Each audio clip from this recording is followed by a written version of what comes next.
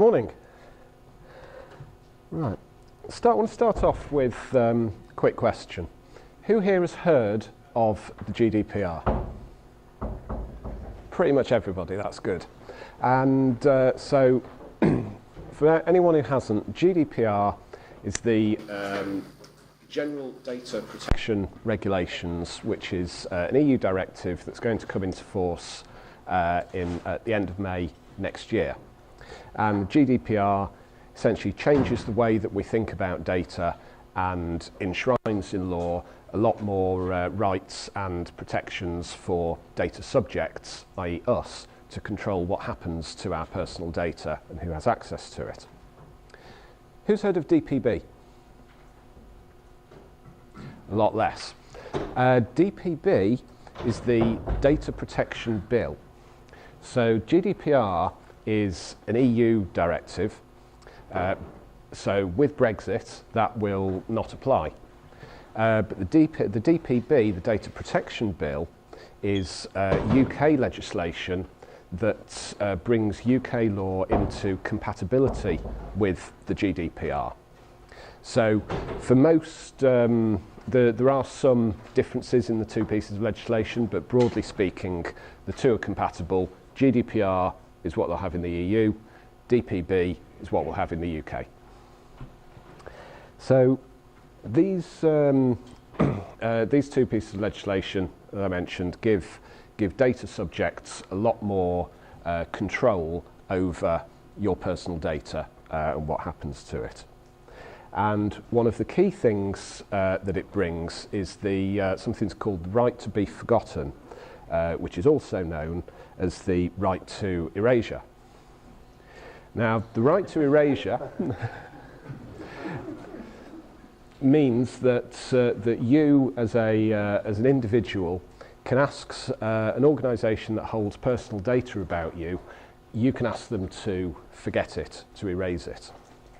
And there are some exceptions, but in the majority of cases, you can simply withdraw your consent for them to process your data, and they will be legally bound to erase it. So what this talk is about is how, because the people in this room, we're the people who will actually be tasked with doing it, with saying, right, make your systems capable of erasing personal data. So this is a practical guide in 5 steps of how to go about becoming compliant and being able to erase data. So step 1 is, yes? I have one question. Yes. Does it also work, or is it also related to login accounts you make inside your company for people who are working in the company, or commercial ones, or is it purely for consumers which are processed? It's so the question was, is this just about consumers, or does this extend to employees, people with login accounts in your internal systems? Yes. If you can personally identify somebody, then that is personal data.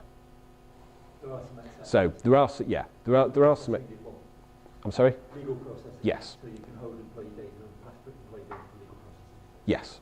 Yeah, that's right. So as Mark says, there are some exceptions. Retaining data for legal purposes is an exception. If there are other pieces of legislation that require data retention, such as accounting information, that's another. There are also some exceptions for processing that public bodies will use that are in public interest, so things like medical research, that kind of stuff. So you can't go and ask the police to be erased from the PNC. So first step in the process is analyse.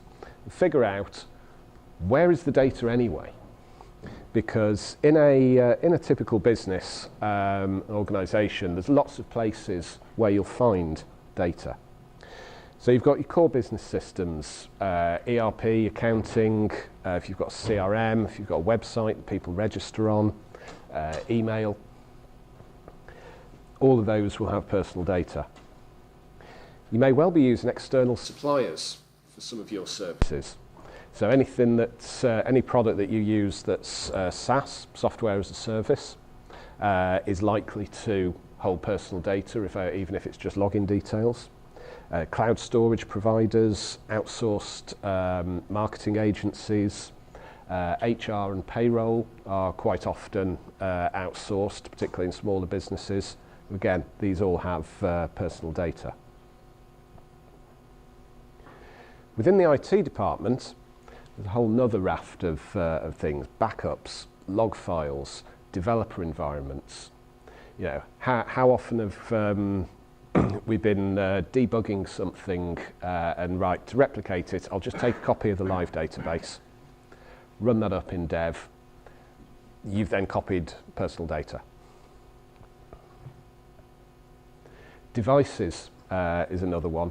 So everyone now has got laptops, tablets, phones, memory sticks, nice and convenient to leave on the train, file shares, things like that. Portable hard drives and so on. So if you've got personal data that's leaving your organisation physically, that's certainly something to consider and be mindful of. The last thing is what we call feral systems.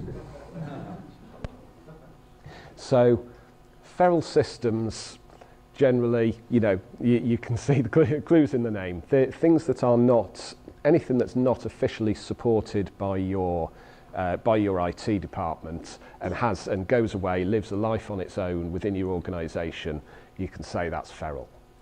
Spreadsheets are a great one. You know, people are very inventive in basically being able to do their jobs. So if the tools available don't do everything they need, right, I'll just grab the data, put it in a spreadsheet and process it in there. Shadow IT. It's very easy now for, you know, there's a multitude of online services that you can just sign up to, create an account. Some are free, some you can just pay on your company credit card. So how many businesses know if all of their, are any of their staff, you know, using Trello? Are they using Slack? Are they using other things like that that staff have just signed up for without the IT department being in full control of? So to go across your organisation and, yes? Are we talking only about electronic data or also paper records? We're talking about, so the question is, are we talking about electronic data or paper records? For the purpose of this, we're talking electronic data. So when you go and investigate all the forms of data that come into and go out of your organisation, you'll end up with something that the posh word for it is a organisation information schema, which is basically a data map. So you can see all your incoming sources, how your data is processed, how it gets out, who uses it, and guarantee when you do this there'll be a lot more than you thought. So step 2 is to consolidate, because the fewer systems that you've got, the easier it's going to be to become compliant. And the kind of buzzword du jour is single customer view. Basically get rid of the spreadsheets. And once you've done that, you can then start to go into that data and identify which fields are forgettable, because not everything is. What we're looking for is personally identifiable data. So something that you can use to identify an individual. So you've got the obvious ones, you know, standard personal data fields. If you're holding somebody's name and email address, that's personal data. Some are less obvious. An IP address uniquely identifies an individual at a point in time. So that is, so if you're recording IP addresses in your logs, that is personal data. Sometimes it's not the individual fields themselves, it's the combinations. So imagine if you were doing something like a weather app and you just say, get people to type in their postcode so you can give them their local weather. So postcode on its own is not personally identifiable. Postcode, you know, it's generally speaking, postcode's going to be up 50, maybe more people identified with that one piece of data. Something else you might have, date of birth. Again, date of birth on its own, not personally identifiable. Lots of people share the same date of birth. You put those two together though, so in a postcode of that's, you know, covering one street, it's pretty much, you know, aside from twins maybe, a good, but pretty much a good likelihood that there will only be one person in that postcode with an exact, with that date of birth.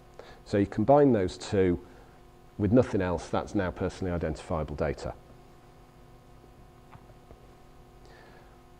On the other side, though, is data you can keep. So accounting and transaction data. So imagine that you're doing a, you know, if you work in e-commerce or retail, something like that. So to say that at a certain time you shipped out an order containing a certain quantity of products, that data there is part of your stock control. You need it. It's valuable information for the business. So as long as you strip out all the personally identifiable parts, you don't need to erase the fact that a particular order was placed. You just need to forget about who the individual was who placed it. So once we've done that, we've now got a spec. So there's something to develop. And the thing to develop is anonymizing that data. So you don't have to actually delete it from disk, but what you have to do is make sure that nobody can derive the personal information from what you have left. So we can use a process of tokenization, which effectively means replacing the personal data in your database with something that's random or dummy data. It certainly helps if that's unique. So if you did something like, you know, just taking the MD5 of each data field would mean that in your address database, in your city field, everything with London in it would have the same end result. So you probably don't want that because it would become fairly trivial to derive that you know, common places and common names, that kind of stuff, and make sure that you can't undo. Yeah. Why unique rather than just have all anonymous stuff the same? I mean, why not just replace all addresses with dummy address, literally dummy address? You could do that, yeah. So the question was, why make it unique rather than just all the same? So replace every address with just the literal text dummy address. So yeah, that's certainly worthwhile. That's certainly not an option that you could take, and that would be compliant. You would lose a few things with doing that.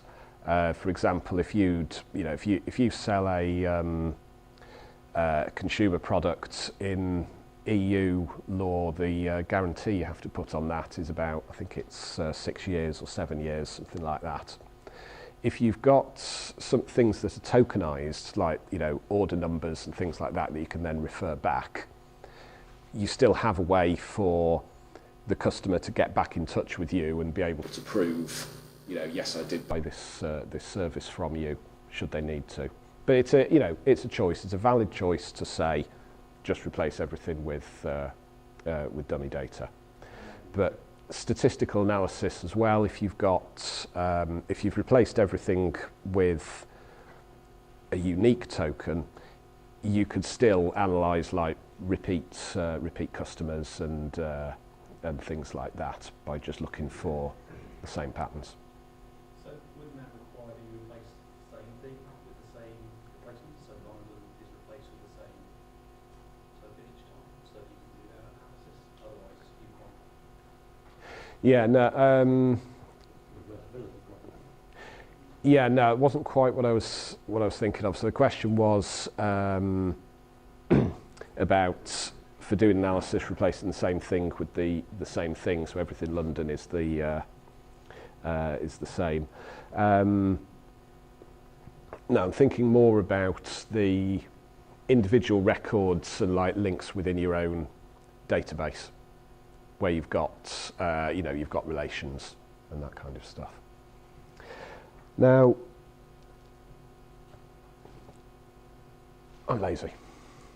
So one of the virtues of a programmer is laziness. Now, it would be really, really good if we could just, in our database schemas, do something like this. So mark a field as forgettable, define whether forgetfulness is something that can cascade, and then when I've got a customer object, I can just call a forget method on it, and that anonymizes the fields that I've previously defined as forgettable, but keeps the ones that aren't. So you can see in this example, I've forgotten the name and the part of the address, but kept the details of the product and doing it all with one call. Unfortunately, as you'll see there, that module doesn't actually exist yet. But if anyone is interested in kind of crowdsourcing the development of that and working on it, then have a chat in the pub and see what we can do.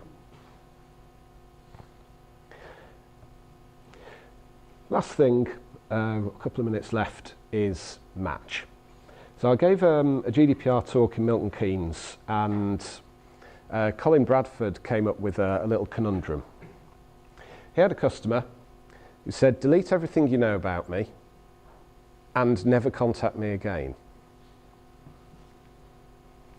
So who can see the flaw in that request? Absolutely, absolutely. So, you can do precisely one of those things. So the way to get around that is to set up and use an anonymized block list, and use that block list to filter all incoming and outbound data. So as an example, if you were doing outbound marketing and you get incoming lists of email addresses, to use a one-way hash to hash those email addresses, you can create yourself a block list of people who've told you that they don't want to be contacted, while at the same time not retaining their personal details. So when you then get new personal information coming in, you can apply the same hashing function, filter it against your block list, and know if you've previously been told to block that person. At the point you see that this incoming data matches the block list, Yeah. is that not now reversible? You can now identify that particular anonymized block list with this email address. So the question is this reversible? Now, hashing functions, as we know, are not directly reversible. All you can do is keep trying lots of combinations until you find it. Now, there are techniques such as rainbow tables and things like that that can reduce the time taken to do that. So if you use a particularly slow hashing function, look at libsodium. There's a number of functions that are designed to not be parallelized by GPUs and so on. And also use a keyed hash, so that your hashing function is different from my hashing function. So if one ends up leaking into the wild, a rainbow table won't be effective against it. Does that answer the question or not? I don't think so. Right. I was suggesting at the point something comes in Yeah. and you see that hits your block list. Yes. At that point, you can say, oh, I've heard of that person. This email address here is something I'm not supposed to know. Yes. So at that point, so you, yeah. Yeah. So the question is, it's coming in. An email address hits your hits your block list. You know that you've seen it before. So the point is to have that that filter as effectively a data firewall. So you keep that completely separate from systems that are going to be processed, and effectively drop the packet so it doesn't come in. And the fact that it's not directly reversible is allowed in the regulations. Yeah, not only that, if the person themselves, the individual, contacts you, you're not breaking the data protection if they contact you. You're only breaking the data protection if you contact them. That's the way consent works. I think Article 9, they're giving you the consent by contacting you. Yeah. That's a transparency consent. So I'm just going to say, yeah. So there we go. So there's a simple 5-step plan for how to implement the right to erasure. I don't know if we've got time for any. One question. So you mentioned the Data Protection Bill is UK law. Yes. Just to clarify, the GDPR does come in on the 25th of May next year before we're out of Brexit. So Yes. it will be UK law. And if you deal with any European individual, that means employing a European individual, somebody with dual nationality, having services in Europe, deal with any European customers, deal with anything data that goes in or out of Europe, you are in fact covered by the GDPR. And you have to comply to both. Yeah. Even if they contradict each other, which they do. Just to be clear. Cool. Which one Thanks. takes precedence? Both of them. Back to Brexit. That's a matter for the courts to decide. Yes. Unless we government overrule the court. Which court? Because we're still past the European Court Yes. of Justice. Oh yeah. I mean, there are a number of things in the regulations that are, if not ambiguous, certainly left open to interpretation, and it will be it will be a while before before case law catches up to actually put some more definition around these things. Particularly, one slide that a couple of slides that I did skip over because we were out of time. Backups. It's complicated. So yeah, thank you very much.